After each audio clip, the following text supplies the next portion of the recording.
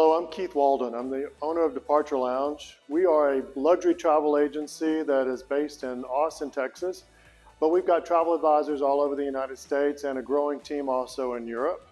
Coming to you today from Departure Lounge Austin, we have a storefront on the southwest side of Austin in Westlake Hills and Barton Creek, those neighborhoods. We've also got a storefront in San Antonio and the Dominion. And today, it's the first episode of the Departure Lounge VIP Travel Report. In these segments, I'm going to introduce you to good friends of mine in the travel business. I've been in the luxury travel business 35 years, so I'm going to give you some insights to the relationships that we really value as luxury travel advisors. I'm also going to interview, in some of these segments, our travel advisors that are part of Departure Lounge. They are amazing people with incredible stories, and I'm going to bring those to you. Today, we are lucky enough to have an interview with Jacqui Gifford, who's the editor-in-chief of Travel+Leisure magazine. A good friend of mine, amazing person, and fantastic editor. And then we have an update from Costa Rica from Emily Lockhart-Furry, and we have an update from South Africa from Krisney Lane on two of the finest properties in those two countries. And I'm going to end today's segment with some really great options for travel to beach resorts in Mexico. And so let's get started. Let's check in with my conversation with Jacqui Gifford, editor-in-chief of Travel+Leisure. Okay, Jacqui Gifford, where are you today? Where are you talking to us from? I am right now in the penthouse, one of the penthouse suites at the Beekman, which is a Thompson Hotel in New York City. It's an icon. I mean, it opened a few years ago now, but I think one of the things that everybody knows and loves about the Beekman is the architecture, the history behind this space. And when you walk in, you see this incredible, atrium, all these levels. I mean, it's completely open. So I'm in the penthouse right now and just sort of loving life. I get to be in a suite in New York City. Who doesn't love that? I've seen that penthouse before, and that outdoor area is perfect for a New York party. I think we need to grab like Sarah Jessica Parker and a couple other people and throw a party up there because it looks like a party space to me. Well, they just had a wedding here the other day. So yes, it is a party space. Yeah. Beautiful homes. It's just, to have this kind of space in New York is quite rare. And again, it's got a lot of historical details and just beautiful wood paneling. You kind of get a feel for the environment, but it's really special. Yeah, and they treat our clients very well at the Beekman. It's one of our favorites for sure. So let's talk about how we know each other. We've known each other for years now. I'm fortunate enough to be on Travel+Leisure's A-list as a family travel specialist, but now for several years on your advisory board for the magazine. And soon after I joined the advisory board, you became the editor-in-chief of Travel+Leisure. And I want to start with some praise. First of all, you managed to keep the most important travel magazine in the world operating without skipping a beat during the pandemic. When the world closed down, Travel+Leisure did not close down, and you literally did it from your apartment, oftentimes from your bed, because I have all these memories of Zoom meetings like this where I see your headboard behind you, and Bobby and your husband are in the other room, and you're just keeping it going. So wow on that. Second, this is even more meaningful to me as a board member. You sought out, during a time that the world was dealing with racial inequality, you sought out more diversity for our board, and you made that happen. And I'm so thankful and proud of that. We're a better board because of it, and you caused that to happen. So I want to thank you for both of those things. You are an amazing person. The magazine has never looked better. So kudos to you and your team. I'm talking to you today from Departure Lounge Austin, and this is the very first episode of the Departure Lounge VIP Travel Report. And it's really about my relationships in the industry, as well as some updates on products around the world for our clients to kind of tune in and understand what we do and how much it is based on relationships in the industry. So with that, I wanted to ask you, right now we're talking in October of 21. And so I wanted to ask, what are you seeing for trends going into next year? What are you hearing? What are you seeing and from our key partners? Oh, and I want to say thank you again, Keith. It's because of people like you as well that travel has continued to survive, and I would argue in some cases thrive. In certainly over 2021, it was a different year than what we expected, I think, right? But a lot of businesses have just moved on and tried their best to just be positive and to help their clients during an ever evolving situation. So thank you for doing all that you do. 2022, I think, is going to feel, it's going to be what I call the acceptance phase of this. And what I mean by that is I think people have learned, certainly in the United States, that COVID isn't going anywhere, unfortunately. We know what we're up against. We have tools to fight it. And we're moving forward into a new era where I think people learn to just manage a certain level of risk at any given moment in their lives. And certainly our readers have been traveling, even frankly in 2020. I started traveling locally in 2020 and then more in earnest, I'd say, in 2021. And I know that, I'm a more perhaps adventurous traveler because of my job and just because of what we do, and you're in the same situation. I think now we're going to see more of those people kind of take the steps that we did maybe in 2020 and 2021 more in earnest in this coming year. And I really do feel like travel is going to have an even greater resurgence next year. I think there are definite challenges, though, that we have to be honest about. One is, people have to get used to the fact that testing, vaccination, all of those things are going away. I really don't see them going away anytime soon, if perhaps ever, right? So if you decide to travel, you have to accept that that is just going to be a part of your life. And that, again, it's all about that acceptance and risk versus reward. I think domestic travel will continue to be popular, but I think that next year will be the real return to Europe. So everybody was hoping that Europe would have this fabulous, amazing season, summer season, fall. It was okay. I think part of that was because it opened a little bit later that people expected. A lot of people had made their plans already for the summer, maybe decided to do a California road trip rather than an Amalfi Coast road trip. And they said, why am I going to cancel that? I actually think most people are really in earnest looking for Europe to do something really big next year. Maybe even, and frankly, around the holidays. I'm looking to travel there for myself around the holidays. I think the other thing that we're going to see is there's going to continue to be staffing challenges, labor issues across the board in a variety of countries. I don't think this is unique to the United States. I'm hoping that by next year, we'll be taking some steps away and moving forward. I think the encouraging thing is there's actually a lot of new people coming into our industry. And I mean that also, in media, in your side of the business, there's a lot of new people coming in. And I actually want to look at that as a positive, that some people have decided to make a life change and do something different, and that's okay. And we embrace new people, we embrace, new faces, and that's all part of the life cycle of COVID, right? Is just change. The other thing I think that is going to be interesting for next year, family travel, multi-gen travel is going to continue to boom.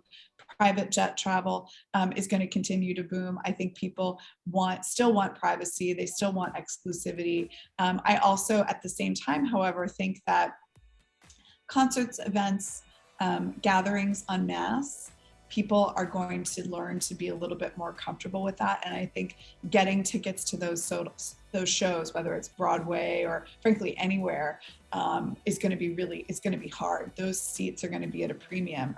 Museum events, cultural events, all these things that people have missed out on really for 2 years. I think 2022 is going to be it's going to be hard to get those seats. So you should be thinking about that right now. We are already dealing with that with our clients. We just finished ACL, the 2 weekends of the Austin City Limits Music Festival. Huge crowds. F1 that we're dealing with here in Austin locally as well. Big crowds, big demand. So yeah, there's a huge resurgence. And we've been lucky enough at Departure Lounge that we're having the best year we've ever had, sales-wise, and almost double what we did in 2019, which was an incredible year. So it's remarkable. Part of that is that we have a lot of new clients that are using a travel advisor for the first time because, figuring out all the different steps you've got to go through, whether it's testing and vaccines and all the policies of all the destinations, it changes daily. And so it's become part of our repertoire as travel advisors to make sure we're on top of that and assist our clients, not just getting them the best room at the best hotel with the best perks and the best driver and the best guide, but also helping them and reassuring them before they go, checking in while they're there, and if something comes up, they've got backup. And so I think that's been more valued now than ever. So that's a positive that's come out of a negative situation for the industry for sure. I think that you're right, that travel advisors are more important than ever because people have so many questions. And I think that the thing that, I have those questions too. You have those questions too. It takes a village to sort of understand the paperwork, the protocols, on the ground. Things might look different than how the media in another country is potentially even reporting it. Like I went to Kenya over the summer, which I know we've talked about. It was fascinating because just before I went, there was an article that came out saying, is Africa going to become the next India? They were talking about the Delta spreading and I read it and, you just sort of go like this. And then I went because I really wanted to see it with my own eyes. And I should say that article was not written by Travel+Leisure. It was written by another outlet. And it couldn't have been further from, like, in the sense of, like, the protocols were there, and the travel and the advisor that I worked with knew exactly what I needed to do in terms of testing, and they were so on top of things that I was like, why did I even worry? But you do feel like you need that human connection, that point person to walk you through the steps. I'm planning on going to London soon as well, and the UK's just changed their requirements, and so just getting on top of that. And I'm in the business, so I think a lot of people, if you can just accept that this is part of what you have to do to travel, and someone can help you, then I think once you kind of understand that, you're halfway there. Because once you're on the ground, frankly, a lot of it feels like normal times. Yeah, right? awesome. Yeah, it's not as crowded. People are thankful that you're there. A really good vibe and spirit. I've been to Europe a couple of times in the past few months, and it was so welcoming. But I will say that even when you have all the preparations done, you've done all the right things, you may be dealing with somebody, a gatekeeper along the way. It might be the gate agent when you're leaving town who is under stress, is trying to scroll through and read all the restrictions as of that moment and doesn't get it right. Because we've had to get on the phone with our clients, talk to a gate agent, go, nope, this is right, it's all done. They just keep reading, keep scrolling, it's there. Keeping a positive attitude, but we definitely have helped clients get through some gatekeepers that just were stressed out and weren't up to speed on the current things that were required.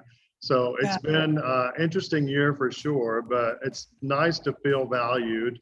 And when you're passionate about travel like we are, helping people make that happen and seeing the difference is worth all of the hoops that we have to jump through. Along that line, I'd like to talk to you as a mom. I mean, I think you're a fantastic parent along with your husband, and I love watching what you guys do with Bobby. And family travel is near and dear to me. I'm from a tiny town in Northeast Texas that has some great redeeming qualities, but it's also very backwards. And some of the things that were ingrained in that town are about fear of cultures and then hatred of cultures. And it really became important to me with my child, who's now 25 and parenting me, is that I want to take Lily around the world to see and experience these other cultures so she can celebrate all of those cultures and embrace instead of fear and hate.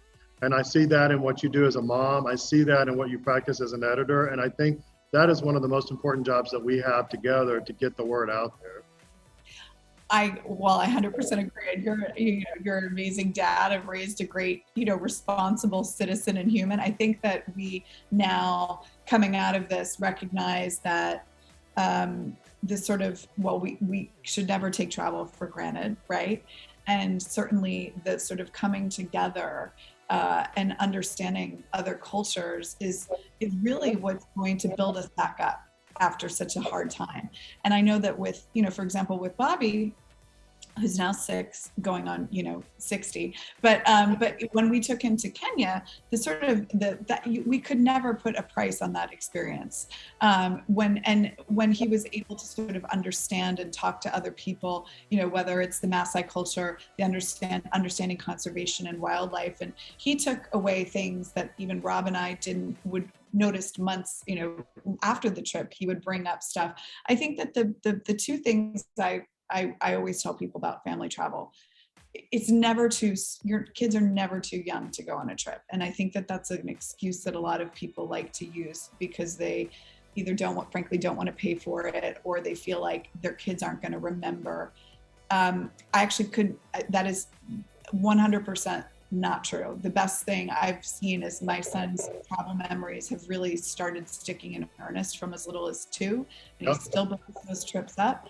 So I think that you have to make that choice of what kind of trip you want to take. And if, yeah, it's, annoying that you can't stay out till 12 at night or whatever and go clubbing in Berlin, but that's not the kind of trip that you're really trying to have with a child, and they do pick up things. So that's the first point. And then the second point, which is going back to what you said earlier, is that this idea of cross-cultural exchange, globalization in terms of harmony and spirit, I think that is going to get us out of this. And if we take these trips and and meet other people, and frankly, listen to their stories and how they dealt with the past 18 months, now going on 2 years, I think it will make us all more empathetic as individuals, and certainly for children, it gives them a greater understanding of just how what they went through. They're not alone. I think people need to understand that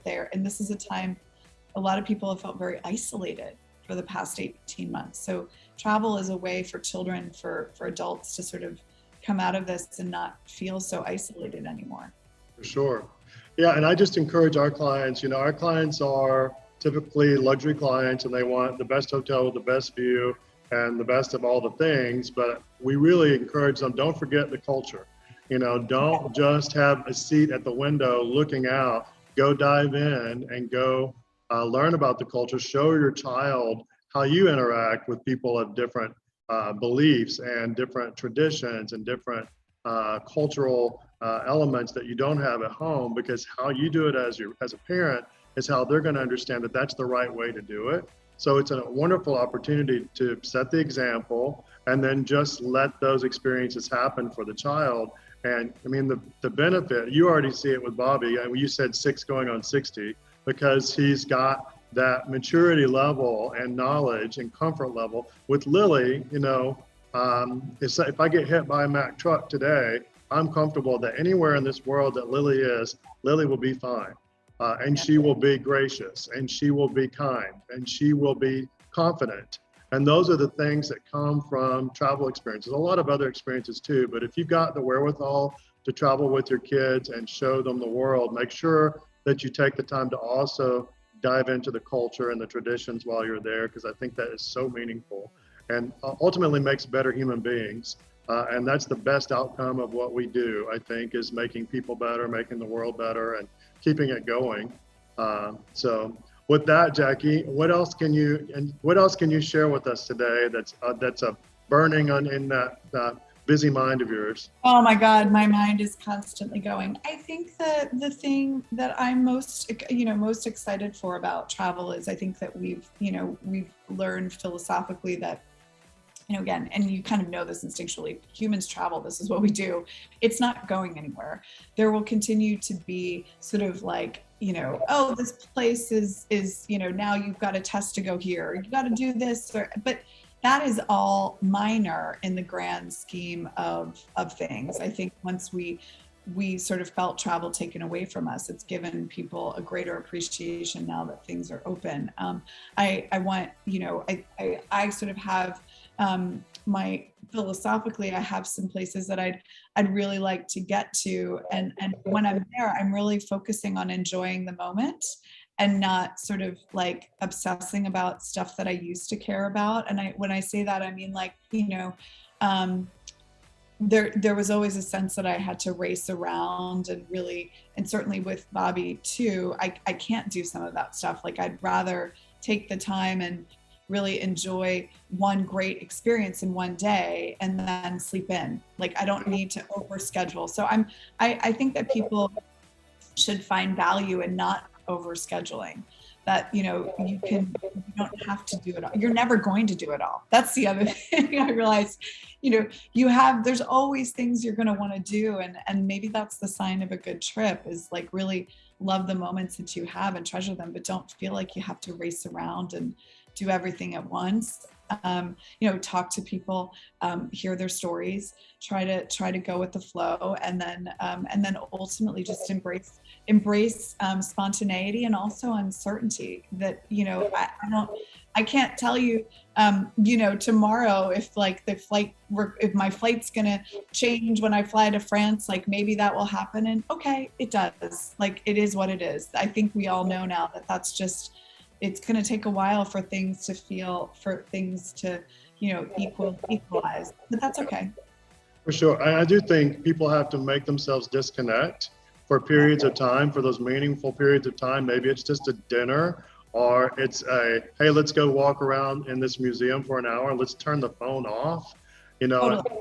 Departure Lounge, I have 140 travel advisors that are all my bosses, and we talk a lot. So I've learned that to have those moments, just 30 minutes here, an hour here, turn the phone off, be present, learn, enjoy. And those are the memories. That's how you make the memories. So yeah. Well, especially I would add to this, having lived through screens now in earnest for 18 months. Why do it when you're traveling? Right. Yeah. Yeah. It took so much to get there. Why don't you sit back and just look around you and look at the lampshade? I'm looking at a beautiful lamp. Look at pictures that are hanging. Why are you looking at a digital device, worrying about what your friend on Instagram is saying? Who cares? Yeah, exactly. Yeah. All right, Jacqui, thank you so much for your time today. I look forward to seeing you at our next gathering and meeting. And keep doing what you're doing. And we really appreciate your leadership and guidance as travelers, because your eye and your voice is really so important to the world with Travel and Leisure. And anything that Departure Lounge can do to help you out, you let us know. Thank you. Have a wonderful day. Bye-bye. Bye. Hi, I'm Emily Lockard-Furry, and today I'm at Nayara Tented Camp in Costa Rica, and I'm the founder of Travel+Leisure Official, and we are affiliated with Departure Lounge. I want to show you my awesome tented camp suite, so come on. Regular key for ease to enter your suite. We have a king-size bed with this gorgeous view of the Arenal volcano, and plenty of room to sleep comfortably. 2 adults here and a child on each banquette. This is a family-friendly resort, Nayara Tented Camp, and lots of restaurants and options on site. We're gonna go outside to the plunge pool. So it's fed from the thermal pools in the area. There are units here that are more private with the foliage around, or you can have a higher unit up top there, maybe you can see, that has a better view of the volcano. This space has an outdoor lounge chair here for 2, a dining table for 4, and a hammock. And this will hold 2 people. Or 1 very comfortably. Now we're gonna go into the back of the suite and see the amazing bathroom. I love this window and all the foliage you can see from every vantage point. There are double sinks in each suite. So the vanity with 2 mirrors and a full-length mirror on the wall, with a soaking tub. It's very deep, very nice. An indoor shower with 2 double heads, with a window that you can see the outdoor shower from. I love the bar in the suite. It's an old trunk. It's really amazing. Coffee, tea, soda, all of this is included. And then the only thing that you pay for is the alcohol that's listed here on the bar menu. So all of these things are included and wonderful, and they'll replenish it daily. Hi everybody, I'm Christine Lane from Mosaic Safaris and Departure Lounge, and I've just arrived at Sabi Sabi Earth Lodge, descending the staircase to the villa. At Sabi Sabi Earth Lodge in the Sabi Sands, there are 12 of these beautiful luxury villas. We just arrived. There's a nice bottle of brut for us. Have a look at this suite. It's got absolutely everything that you could possibly want. Here's a whole coffee and tea station, tea bags, cookies, biscuits, everything, and this beautiful view out onto the plains of the Sabi Sands. Check it out. You can grab your binoculars, and just from your room, from your villa, you can watch whatever wildlife is coming your way. It's air conditioned, which is very nice on a hot day like today. Even though it's technically still winter, the Sabi Sands does get quite hot. So having a nice air conditioner is a good thing. We come into this glorious bathroom with double vanity, beautiful big shower, gorgeous bathtub, because why not? Fantastic local products from Charlotte Reese. And then check it out. You come outside here to your beautiful veranda where you've got chairs and couches and plunge pool. I mean, it's just stunning. But I think I should say goodbye and jump in this pool right now to cool down and then sit in one of these lounge chairs. Yeah, Sabi Earth Lodge in the Sabi Sands in South Africa. And this is the time to be here. The time is now. South Africa is open for travel. It's ready for travel. And it's just stunning. Okay, bye. To close out this VIP Departure Lounge report, it's a great time to go to Mexico. Between now and the holidays, you can go to Nazook in Cancun and get your third night free if you reserve that through Departure Lounge. Nazook is a fantastic beach resort, just a few minutes away, less than 20 minutes away from the Cancun airport. So you can pop down there and be on the beach and total luxury. And they've got a wonderful third night free option between now and right before Christmas.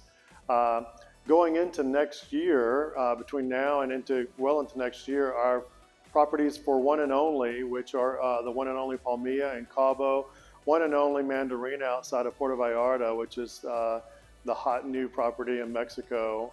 Both of those have fourth night free or your sixth and seventh night free if you book through Departure Lounge. There are some blackout dates that doesn't apply during the holidays, but before and after the holidays, you can take advantage of those incredible offers well into April of 2022. And then finally, if you have not made plans yet for Christmas or New Year's, one of our favorite resorts in Cabo, the Waldorf Astoria Pedregal, has a great promotion where if you're staying at least 5 nights, you can get 10% off the rates, plus some amazing perks like a luxury transfer from the airport, some resort credits, daily breakfast for 2. And so if you haven't made holiday plans, work with us at Departure Lounge and we'll get you set up and get you all the perks. So thank you for your time today, and we'll be back soon with another Departure Lounge VIP travel report.